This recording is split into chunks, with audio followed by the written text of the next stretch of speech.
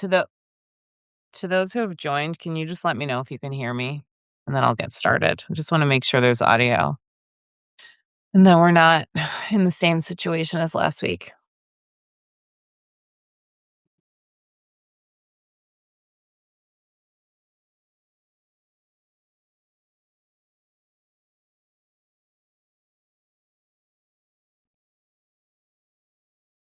Because I see like a percentage rising for audio. That might have been it.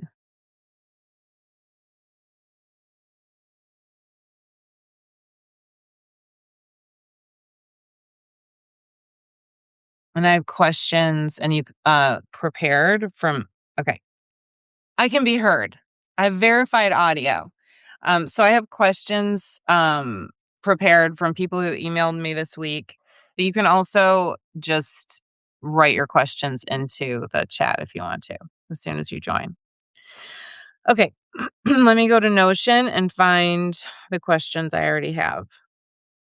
All right, so I had an interesting email exchange with someone who was asking me about what percentage of women who are following me. He was asking me whether or not they're still like trapped in culture capture, delusional woke feminism, etc. And I was like, probably all of them, but they're just like circling my work to discount it, or maybe they're taking in a little bit, but the small percentage of the followers across all my platforms who are actually in my website membership are there because they want help, and they join the Zooms and they check in and they set goals for themselves and set high standards for themselves and date sociably, which is dating 3 guys at a time, no substances, no alcohol, no casual sex. And they're just detoxing from expectations and participating in a process. And it really is detox. And it's more difficult to do. It's real intimacy as opposed to a false sense of intimacy and what really amounts to relationship addiction. Because in terms of our culture, our secular culture, and certainly in feminism and in woke attitudes, it's easy to hide in a false sense of intimacy and cycle through situations that are really toxic for women, and not actually have the nervousness of a simple conversation with low expectations. So the women who are doing that, who are socially dating and detoxing from old attitudes, it's a small percentage of my followers. But he was asking, what do you think is your percentage? And I said, probably 85% of the women following me are in resistance to what I'm teaching, but they have a curiosity. They're kind of chewing on the inside of their cheek, like, wait, but what is this? Because these are inherent to us. Your femininity is it is very deep, and it is very real, and you can drift from it, but it's not going to go away. And so I think women, even if they're steeped in woke feminism, they're still going to kind of like look around my platforms for what I'm sharing. So this is my new thought on woke feminism, the secular culture, etc. I think it's kind of like microplastics.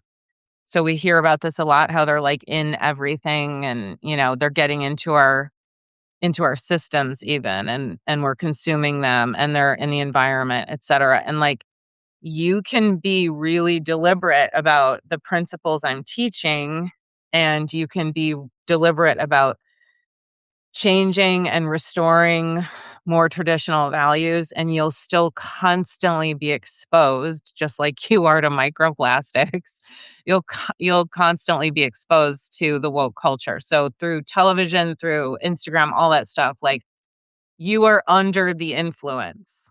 Thoughts are substance, emotions are substance. And if you bring an unstable state of being to a platform like Instagram or whatever, and you just start taking in all that information, you're under the influence of narratives that may or may not be helpful to you. So, I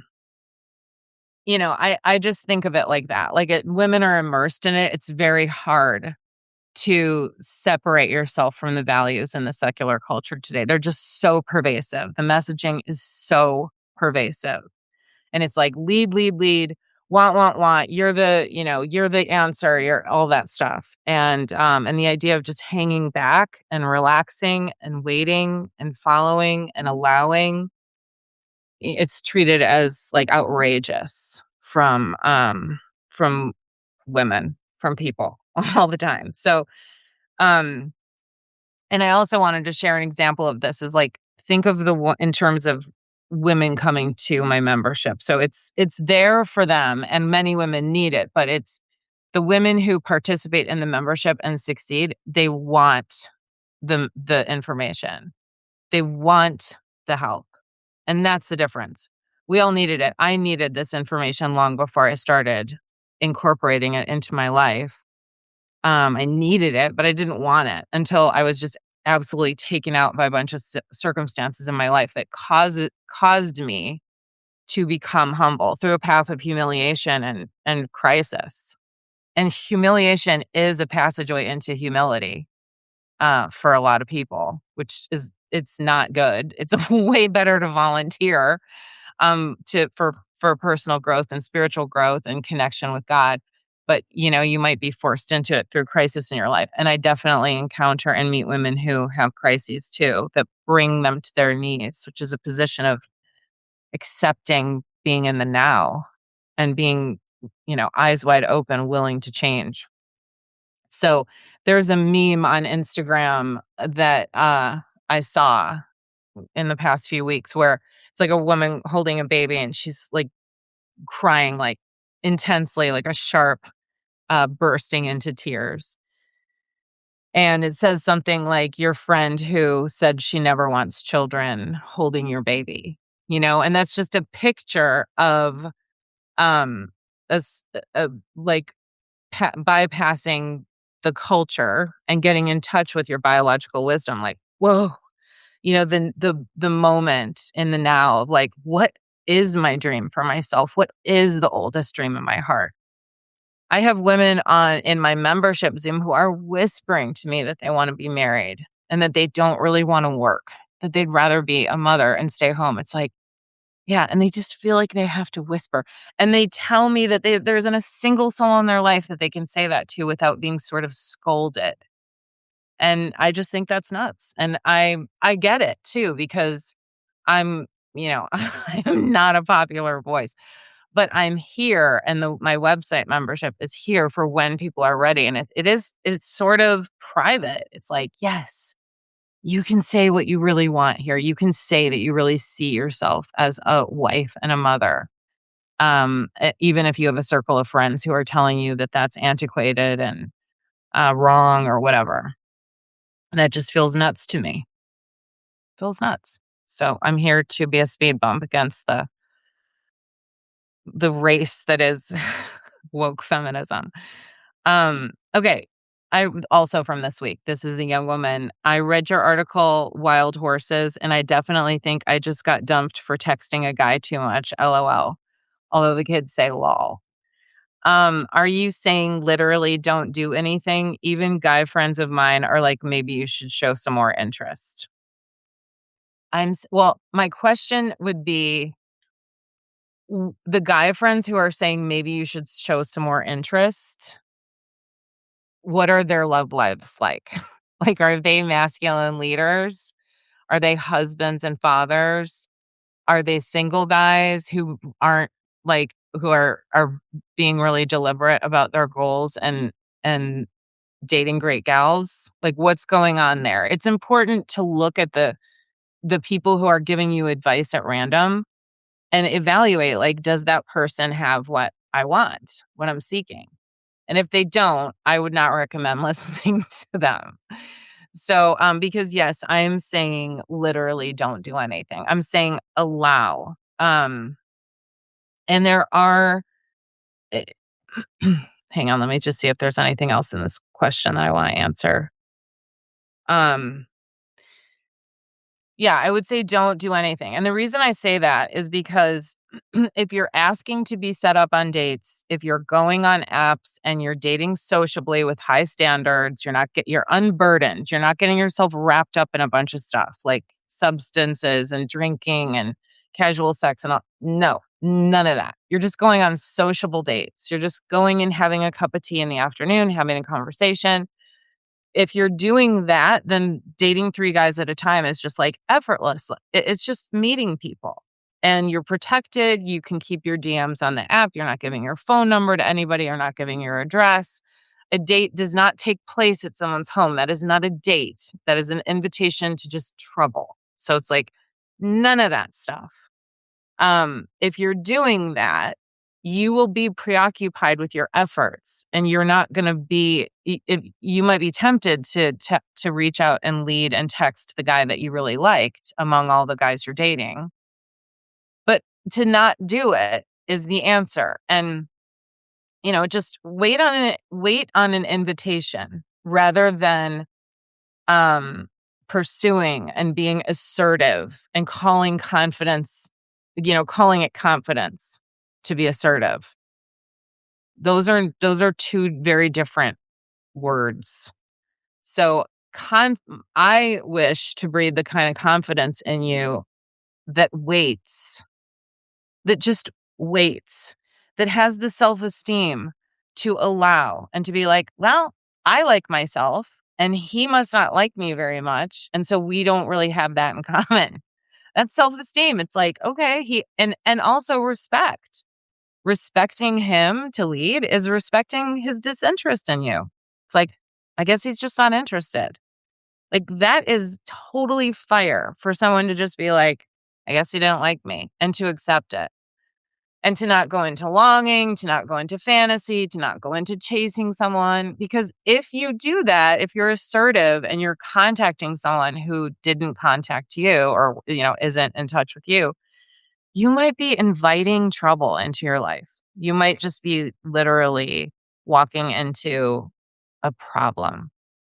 And, I've written a post on this, but I watch true crime. It's kind of a little guilty pleasure of mine, but I like to analyze the situation and I like to listen to the words women are using. And in those situations, a lot of times they're using words that reflect leadership and assertiveness. And they're saying, I think I want, and they're also being caretakers and helping. And so what happens is they invite people into their lives and they invite circumstances that are really terrible. And I have yet to see something like that, a docuseries of some kind like that.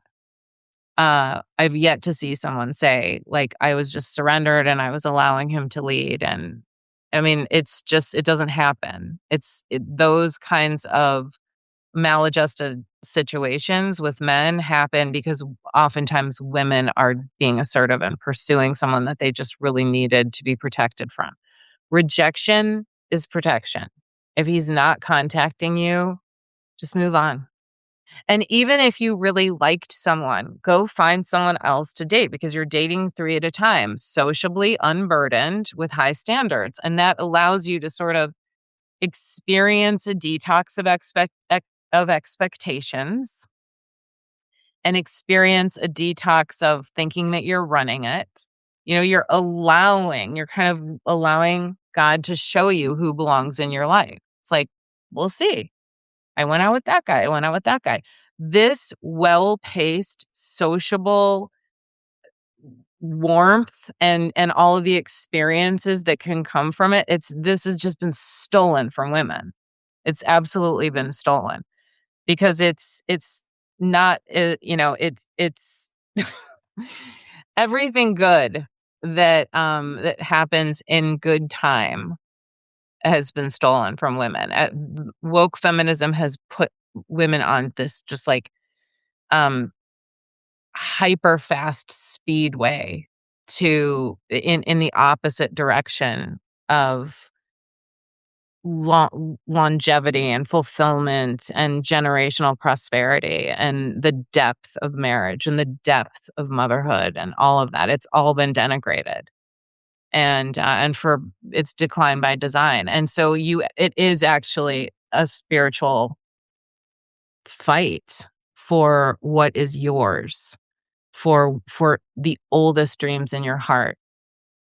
And so, yeah, it gets really deep. And yes, I do. That's why I write about systems that help the decline by design along, because it is nearly impossible to restore what belongs to you without actually seeing the threats. And not from a place of paranoia, but just from a place of intelligence and awareness, so that you can take back what is good and true, and what it is that you truly, truly desire. And it's okay for you to say that you want to be a feminine woman and you wish to follow a good-hearted masculine leader and you wish to be a wife and you wish to be a mother. You get to say that in our membership. We all warmly encourage that. So, and I said this last week, so I just want to make one more comment. I like to keep these somewhat short, but I read a book called Something Wicked by Carrie Gress. It's an incredible book. I encourage all women to read it. It was a further detox for me of culture capture, and particularly the chapter on work was enlightening. I wrote my memoir about an experience and a little handbook in the back on my process with Dr. Pat Allen, who I think has really kept the woke feminism at bay to the best of her ability. Like, she really slowed that down, and she certainly slowed it down for me. And she also taught that that feminism was a good thing and that you should continue to nurture your masculine energy to function in the workplace, and then to simply switch and be in your feminine energy in your relationship or your marriage. And Carrie Gress challenges that in a just superior way. It just absolutely bulletproof argument for simply accepting we are women, we are feminine women, and yes, we can thrive in the workplace, and yes, we can do all kinds of things in addition to being wives and mothers, and we don't necessarily have to turn ourselves into little men in order to accomplish it. And it's that chapter grabbed me, and I've been contemplating the way that I teach women, because I have taught them what Pat wrote about, which was, yes, you're going to be assertive and man to man in the workplace in order to thrive. And I just don't know about that anymore. I just don't know about that. And it doesn't matter all that much, because I'm not coaching women in the workplace. I'm helping women and I'm teaching them and helping them through the process of dating and being in a relationship and in marriage. So, but I say all that about the book Something Wicked, and particularly the chapter on work, because I want women to read it. I want you to read that book, and I want you to allow it. You might have emotions that are like a little drip of water on a hot grill. It might make you sizzle a little bit. We're all indoctrinated still, myself included. And so we've got to keep shedding the pervasive messages and the attitudes of the culture, the ones that do not work and do not help you into your deepest and oldest dreams in your heart. So check that book out. That was what my rant was last week when the audio wasn't working. So that's all I've got. And if anyone wants to ask a question, Eva, if you want to ask a question, because I know we didn't get to hear from you earlier. I'm here if you have anything that you want me to clarify about what I just said, or if you have a new question. I'll give it a moment before I wrap it up. Going once, going twice. I could sing a song in the meantime. I could tell a joke.